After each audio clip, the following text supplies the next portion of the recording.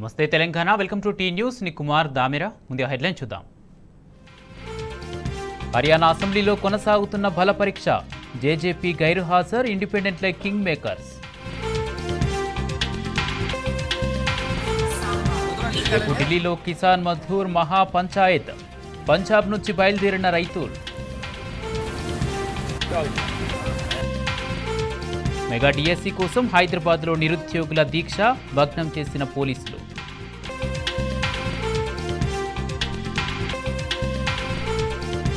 MLC కవిత పుట్టినరోజున సేవా కార్యక్రమాలు మహిళలకు చీరలు పంచిన జాగృతి నేతలు వారి నష్టాల్లో స్టాక్ మార్కెట్స్ 500 పాయింట్లకు పైగా కోల్పోయిన సెన్సెక్స్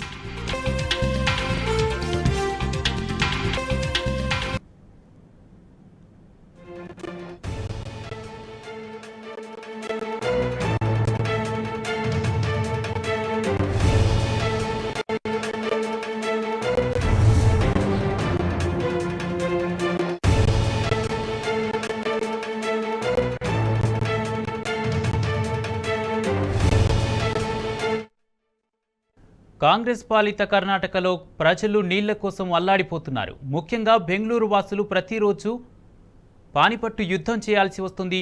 బెంగళూరులో రోజుకు 2600 నుంచి 2800 ఎంఎల్టీ నీటి అవసరం ఉంటే ఇప్పుడు 1300 ఎంఎల్టీ నీరు మాత్రమే సరఫరా అవుతుంది. అంటే అవసరమైన నీటిలో సగం కూడా సరఫరా జరగడం లేదు. దీంతో ప్రజలు అవస్థలు పడుతున్నారు.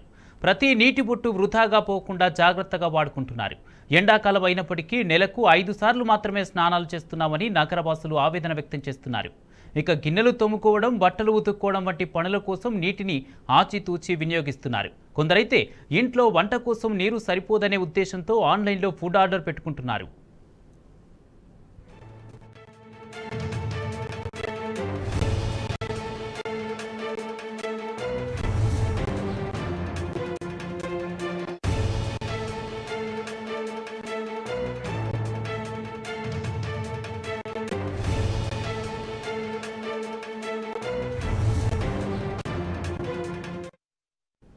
కమ్యూనిటీల్లో పరిస్థితి మరింత అధ్వానంగా తయారైంది.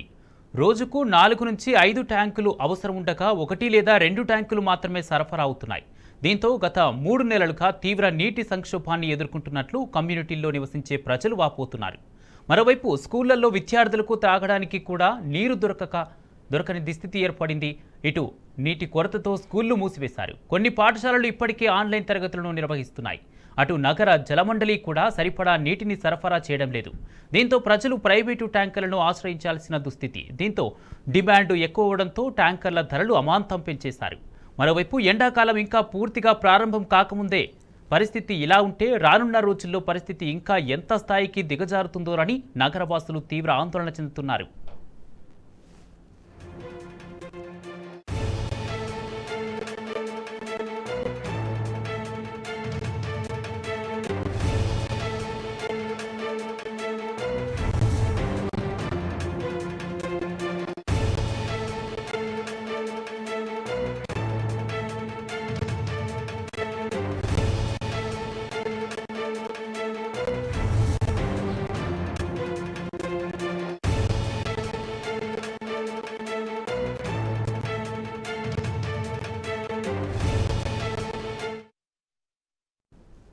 బెంగళూరులో నీటి కొరతను దృష్టిలో పెట్టుకుని అధికారులు కఠిన నిబంధనలు అమలు చేస్తున్నారు. నీటిని వృధా చేసే వారిపై చర్యలు తీసుకుంటున్నారు. తీవ్రమైన సంక్షోభాన్ని దృష్టిలో ఉంచుకుని నీటిని అవసరాల మేరకు వినియోగించాలని ప్రభుత్వం సూచించింది. తాగునీటిని వాహనాలకు తుడిచేందుకు, నిర్మాణం, వినోద కార్యకలాపాల్లో వాడొద్దని, అదేవిధంగా సినిమా హాళ్లు, మాల్స్లో తాగునీటి అవసరాల మినహా నీటిని వినియోగించవద్దని స్పష్టం చేసింది. ఉల్లంఘనకు పాల్పడిన వారికి మొదటిసారి 5,000 జరిమానా, పదే నీటి వృధా చేస్తే ప్రతిసారి 500 చొప్పున ఫైన్ వేస్తామని అధికారులు తెలిపారు.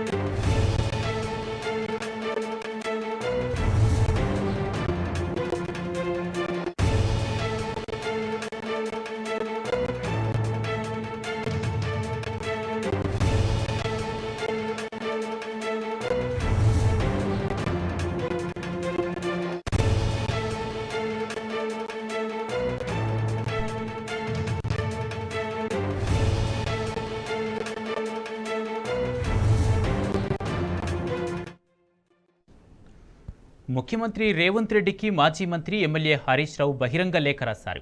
టెట్ నిర్వహించి డిఎస్సి అభ్యర్థులకు న్యాయం చేయాలని లేఖలో డిమాండ్ చేశారు. టెట్ పరీక్ష నిర్వహించకపోవడం వల్ల దాదాపు 7 లక్షల మంది డిఎడ్, బిఎడ్ విద్యార్థులు డిఎస్సికి దరఖాస్తు చేసుకోలేకపోతున్నారని తెలిపారు. గత డిసెంబర్ నెలలో డిఎడ్, బిఎడ్ కోర్సులు పూర్తి చేసుకున్న వారు దాదాపుగా 50,000 పైచిలుకు మంది ఉంటారని అన్నారు. గత ఏడాది సెప్టెంబర్లో బీఆర్ఎస్ ప్రభుత్వం టెట్ నిర్వహించిందని, కాంగ్రెస్ ప్రభుత్వం ఏర్పడిన తర్వాత టెట్ నిర్వహించలేదని గుర్తు చేశారు. డిఎస్సి నోటిఫికేషన్తో పాటు టెట్ నిర్వహించి విద్యార్థులు, నిరుద్యోగుల అవకాశాలు దెబ్బతినకుండా చూడాలని లేఖలో ప్రభుత్వానికి విజ్ఞప్తి చేశారు. సీఎం రేవంత్ రెడ్డి వ్యాఖ్యలపై మాజీ మంత్రి ఎమ్మెల్యే జగదీష్ రెడ్డి కౌంటర్ వేశారు. ఎమ్మెల్యేలను కొనేందుకు గేట్లు తెరవడం కాదు, ఎండుతున్న పంటలకు సాగర్, శ్రీశైలం, కాళేశ్వరం గేట్లు ఎత్తాలని ప్రభుత్వాన్ని డిమాండ్ చేశారు. ఎమ్మెల్యేలను కొనాలనే సోయి తప్ప ప్రజల కష్టాలపై కాంగ్రెస్కు పట్టింపు లేదని ఆగ్రహం వ్యక్తం చేశారు. కరువు పాపం కాంగ్రెస్దే అని మండిపడ్డారు. కేసీఆర్ ఉంటే కరువు వచ్చేది కాదన్న జగదీష్ రెడ్డి డ్రామాలతో ప్రభుత్వాన్ని నడపడం మాని ఇప్పటికైనా సాగునీరు విడుదల చేసి రైతులను ఆదుకోవాలని డిమాండ్ చేశారు. సూర్యాపేటలో నిర్మించిన యాదవ సంఘం కమ్యూనిటీ హాల్ ప్రారంభోత్సవంలో జగదీష్ రెడ్డి పాల్గొని మాట్లాడారు.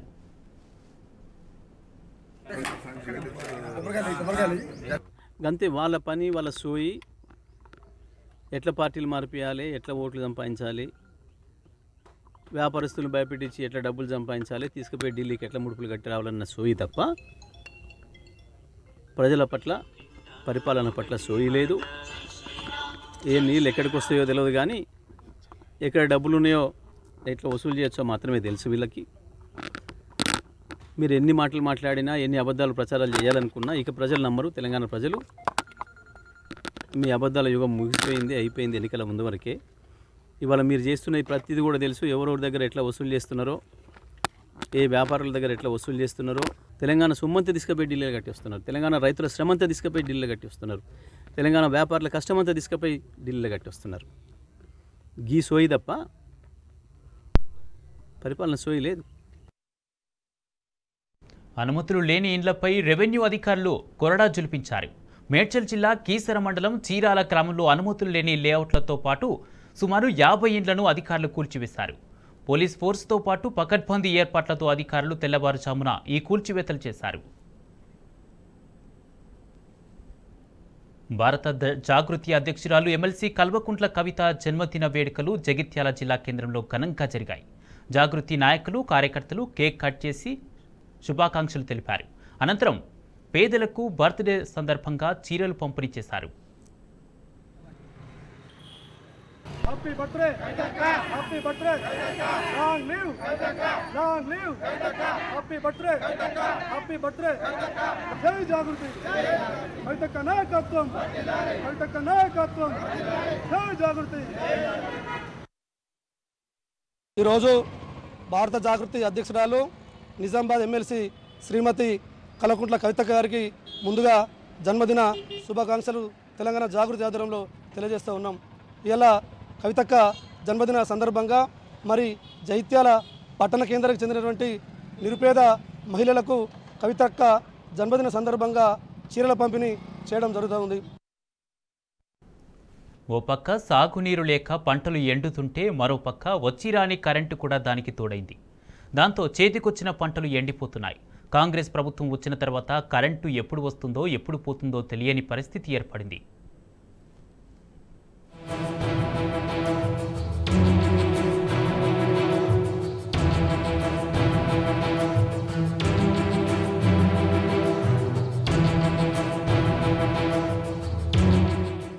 తెలంగాణ ప్రభుత్వం ఏర్పడిన తర్వాత అప్పటి ముఖ్యమంత్రి కేసీఆర్ వ్యవసాయానికి 24 గంటల విద్యుత్ను 2018 నుంచి అందుబాటులోకి తీసుకొచ్చారు. దాంతో రైతులు రాత్రిపూట బావుల వద్దకు వెళ్లడం మానేశారు. 5 ఏళ్ల పాటు కరెంటు సరఫరాకు ఎలాంటి ఇబ్బందులు ఎదుర్కాలేదు. అయితే కాంగ్రెస్ ప్రభుత్వం అధికారంలోకి వచ్చిన తర్వాత 24 గంటలు ఏమో కానీ పగటిపూట కూడా కరెంటు ఇవ్వడం లేదు. దాంతో రైతులు మళ్లీ రాత్రులు బావుల వద్దకు వెళ్లాల్సిన పరిస్థితి వచ్చింది. ప్రస్తుతం విద్యుత్ అధికారులు అప్రకటిత కోతలను అమలు చేస్తున్నారు. పై అధికారుల ఆదేశాలతోనే పవర్ కట్ చేయాల్సి వస్తోందని అధికారులు చేతులెత్తేస్తున్నారు. కొత్త కరెక్షన్ కావాలంటే కట్టినాము, సార్లకు కూడా తెలియజేసినాం. మేము తెలియజేసినా కానీ మాకు ట్రాన్స్ఫార్ అదే మంచిగా ఉన్నదని మమ్మల్ని ఇంతవరకు తెచ్చారు. ఆ ట్రాన్స్ఫార్ కూడా మంచిగా లేకపోతే మళ్ళీ ఒకటి పెట్టారు, అది మళ్ళీ నడుస్తలేదు. మాకు ఆ 200 160 ఎస్పీ పెడితేనే మాకు నడుస్తాయని సార్ కూడా చెప్పిండు. అట్లనే మేము కూడా డీడీ కట్టినాం వాళ్ళు అన్నట్టు. కట్టినా కానీ మాకు ఇప్పటి వరకు నెల 2 నెలలు అవుతుంది. మాకు వాళ్ళు పట్టించుకుని లేదు. పొలాలన్నీ ఉల్లారిపోయినాయి. మాకు దిక్కులేని పరిస్థితి వచ్చింది. మాకు ఇప్పటికైనా దయచేసి ఆఫీసర్లు, కరెంట్ ఆఫీసర్లు అందరు కలిసి మాకు ఒక న్యాయం చేయమని, ఎంబడే ఈ 2 రోజులల్లా కొత్త ట్రాన్స్ఫార్మర్లు 2 పెట్టి మాకు న్యాయం చేయమని మేము కోరుతున్నాం.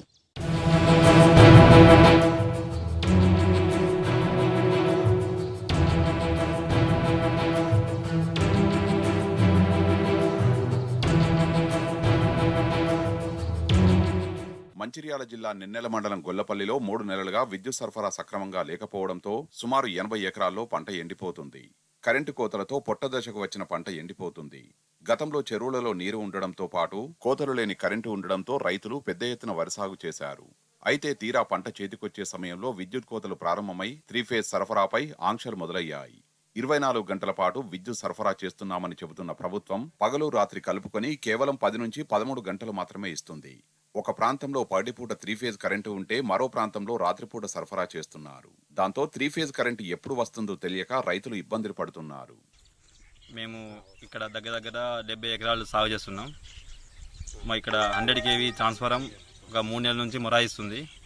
ఈ విద్యుత్ సంబంధిత అధికారులకు ఎన్నిసార్లు ఫిర్యాదు చేసినా వచ్చి అప్పుడమందరం మరమ్మతు చేసి వెళ్ళిపోతున్నారు. మొన్న కూడా ట్రాన్స్ఫర్ తెచ్చి రిపేర్ చేశారు, కానీ అది కూడా మళ్ళీ మొరాయిస్తున్నది. ఎన్నిసార్లు మా గోడు ఎమ్మెల్యే గారు కానీ విద్యుత్ అధికారులు కానీ ఎన్నిసార్లు చెప్పుకున్న మా గోడు ఎవరు వినిపించుకోవడం లేదు. మేము అన్నీ పెట్టుబడి పెట్టాము, 1,00,000 2 లక్షలు పెట్టుబడి పెట్టినాము ఒక్కొక్క ఎకరంలో. మా అప్పులు మా పెట్టిన పెట్టుబడికి వెళ్ళేటట్లేదు. ఈ ఉన్నతాధికారులు వీళ్ళంతా తొందరగా ట్రాన్స్ఫర్ తెప్పించి మాకు తొందరగా స్పందించగలరని మేము ఆశిస్తున్నాం. కొత్తగా ట్రాన్స్ఫర్కు మేము డీడీలు కట్టినాం. ఒక 3 జనవరి 18 తారీఖు డీడీలు కట్టినాం. ఇంతవరకు కొత్త ట్రాన్స్ఫారం జోలి లేదు, ఏవి లేదు. ఎన్నిసార్లు విద్యుత్ అధికారులకు ఎన్నిసార్లు చెప్పినా కూడా పట్టించుకోవడం లేదు. ఏం చేసినా కూడా అప్పుడమంది వచ్చి మరమ్మతు చేసి వెళ్ళిపోతున్నారు. వీళ్ళంతా తొందరగా స్పందించగలని కోరుతున్నాం.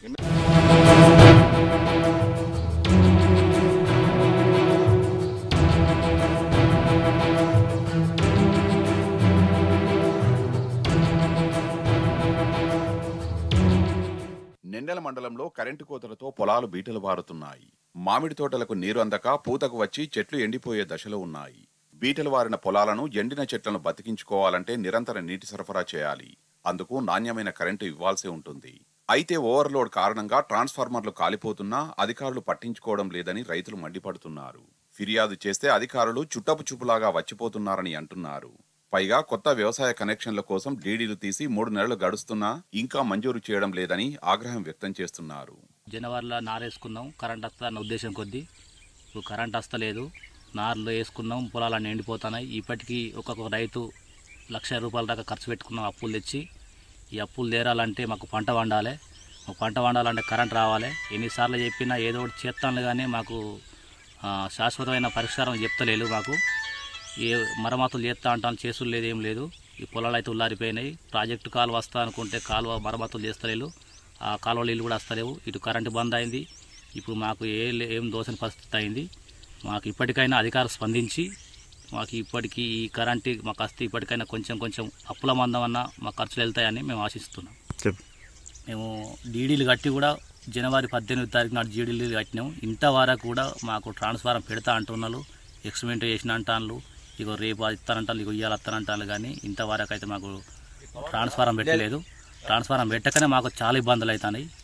ఇప్పటికైనా కొంచెం తొందరగా చేస్తే మాకు ఖర్చుల మందం అన్న మాకు పంట వెళ్తుంది అని ఆశిస్తున్నాం. కరెంటు తోటి బాగా కష్టం అవుతుంది. అప్పులు చేసి మేము మందు బస్తాలకు ఏం కట్టినానో అర్థమవుతలేదు. పొలాలు మొత్తం ఎండిపోతున్నాయి. పై ఆఫీసర్లకు కంప్లైంట్ ఇచ్చినా కానీ పట్టించుకుంటలేరు. ట్రాన్స్ఫారం వస్తుంది అంటారు, అయినా వాళ్ళు పెట్టిత్తలేరు. ఎమ్మెల్యేకి అడుగురం చెప్పినాం, ఎమ్మెల్యే కూడా పట్టించుకుంటలేడు.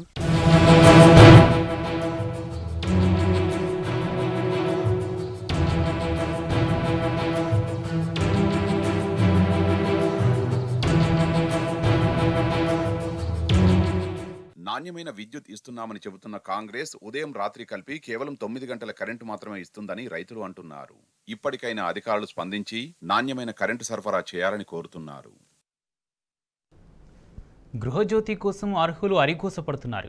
ప్రజాపాలనలో దరఖాస్తులు ఇచ్చినా అర్హత దక్కలేదు. మళ్లీ క్యూ లైన్లు తప్పడం లేదు. ఆన్లైన్ కోసం ఎంపీడీఓ ఆఫీసుల వద్ద ప్రజలు భారీ ఎత్తున పడిగాపులు కాస్తున్నారు.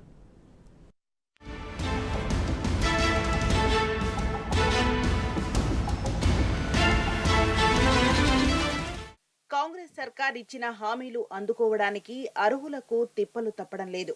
ప్రజాపాలనలో దరఖాస్తులు ఇచ్చినా లాభం లేకుండా పోయింది. మళ్లీ క్యూ లైన్లలో నిల్చోవలసిన పరిస్థితి వచ్చింది. గృహజ్యోతి పథకం కోసం పేద కుటుంబాన్ని దరఖాస్తు చేసుకున్నప్పటికీ చాలా మంది అర్హులయ్యారు. కొందరికే 0 బిల్లులు వచ్చాయి. కాంగ్రెస్ సర్కార్ మళ్లీ దరఖాస్తులు చేసుకోవాలని సూచించడంతో 4 రోజులుగా మున్సిపాలిటీల్లో 0 బిల్లు రాని వారు దరఖాస్తు చేసుకుంటున్నారు. వివరాలను ఆన్లైన్ చేసుకునేందుకు ఎంపీడీఓ కార్యాలయాల వద్ద ప్రజలు తీవ్ర ఇబ్బందులు పడుతున్నారు.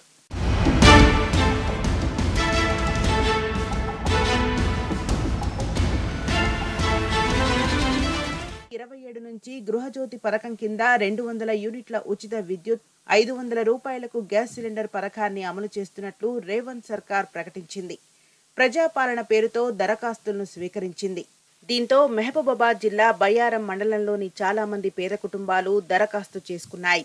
అందులో చాలా మందికి అర్హత లభించగా గందరగోళం నెలకొంది. మండలంలోని 29 జీపీలకు 15,776 మంది దరఖాస్తు చేసుకుంటే కేవలం 5,954 మంది మాత్రమే 200 యూనిట్ల ఉచిత కరెంటుకు అర్హులుగా విద్యుత్ శాఖకు జాబితా అందింది. విద్యుత్ సిబ్బంది కరెంటు బిల్లులు ఇస్తున్న క్రమంలో తమకు గృహజ్యోతి పథకం వర్తించలేదని ప్రజలు ఆందోళన చెందారు. ఈ క్రమంలోనే ప్రభుత్వం తెల్ల రేషన్ కార్డు ఉండి గృహజ్యోతి పథకంలో అర్హత పొందని వారు ఆధార్ కార్డు, విద్యుత్ బిల్లు వివరాలను మళ్లీ ఆన్లైన్ చేసుకోవాలని సూచించింది. దీంతో గృహజ్యోతి పథకం లబ్ధి కోసం వివరాలను ఆన్లైన్ చేసుకునేందుకు ప్రజలు తీవ్ర ఇబ్బందులు పడ్డారు.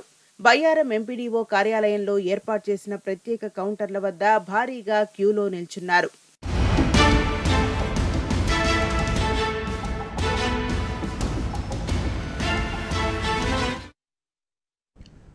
కాంగ్రెస్ పాలన ప్రజలను పరేషాన్ చేస్తుంది. సర్కారు అసమర్థ విధానాలతో జనాలు నానా అవస్థలు పడుతున్నారు. ప్రజాపాలన దరఖాస్తులోని వివరాలను ఆన్లైన్ చేయడంలో తప్పులు దొరకడంతో ప్రజలు ఇబ్బందులకు లోనవుతున్నారు. సర్కారు తప్పిదంతో జగిత్యాల జిల్లాలో ప్రజలు గృహజ్యోతి పథకానికి దూరమయ్యారు. ఈ నేపథ్యంలో ప్రభుత్వం ఈ పథకానికి మరోసారి దరఖాస్తు పెట్టుకోవాలని ఉచిత సలహా ఇచ్చింది. దీంతో జగిత్యాల జిల్లా కేంద్రంలోని దరఖాస్తు కేంద్రాలన్నీ జనంతో రద్దీగా మారాయి. ప్రజలంతా పనులు మానుకొని మరీ దరఖాస్తు కేంద్రాలకు బారులు తీరుతున్నారు. కాంగ్రెస్ సర్కారు పనితీరుపై బగ్గుమంటున్నారు. అన్ని చేసినాం, మళ్ళీ ఇక్కడికి ఏం చేస్తావు? అన్నీ రిజిస్టరే కాలేదు. మొన్న ఇంటికైతే రాసుకుపోయినావు, అది రిజిస్టర్ లేదు. పర్యావరణలు ఇచ్చినావు, అది రిజిస్టర్ లేదు. ఎలా రిజిస్ట్రేషన్ లేదు. ఇట్లా కరెంట్ బిల్ వచ్చిందా మీకు? కరెంట్ బిల్ వచ్చింది, 0 బిల్ రాలేదు. బిల్లే వచ్చింది. నాకు 85 యూనిట్లు తిరిగినాయి. 290 రూపాయల బిల్లు వచ్చింది. ఇది గృహజ్యోతి కింద మా పక్కనలో ఇది పనిచేయదని చెప్పి నాకు రిటర్న్ ఇచ్చి పంపించేది. సొంత ఇల్లా కిరాయిల్లా? సొంత ఇల్లు చెట్టు నాకు రేట్ల టైం అన్నారు. ఇప్పుడు ఏమంటారు? ఇప్పుడు వీళ్ళు మళ్ళా రాబోయి ఇప్పుడు ఇది కాదని అంటున్నారు.